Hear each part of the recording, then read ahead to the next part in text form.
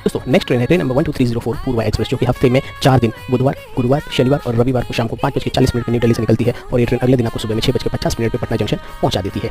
ये train total 13 घंटे 10 minute पे आपको दिल्ली से पटना पहुंचाती है। बात करें स्पीड की तो इस ट्रेन की एवरेज स्पीड है 66 किलोमीटर पर आवर और इस ट्रेन में LHB ब्रेक्स लगे हुए हैं। बात करें कोच कॉम्पोजिशन की तो इस ट्रेन में 2 जनरल क्लास के कोच हैं, 8 स्लीपर क्लास के कोच हैं, 6 थर्ड AC के कोच हैं, 2 सेकंड AC के कोच हैं और 1 फर्स्ट AC के कोच है और इस ट्रेन में पेंट्री कार की भी सर्विसेज अवेलेबल है। तो यात्रा के दौरान आपको खाने पीने की कोई भी परेशानी नहीं होगी, आप पेंट्री कार से खाना खरीद के खा सकते हैं। तो चलिए दोस्तों इस ट्रेन के हम किराए के बारे में आपको बताते हैं। स्लीपर क्लास का किराया 510 रुपये, थर्ड AC किराया 1350 रुपये, सेकंड AC किराया 1910 रुपये और फर्स्ट AC किराया 3225।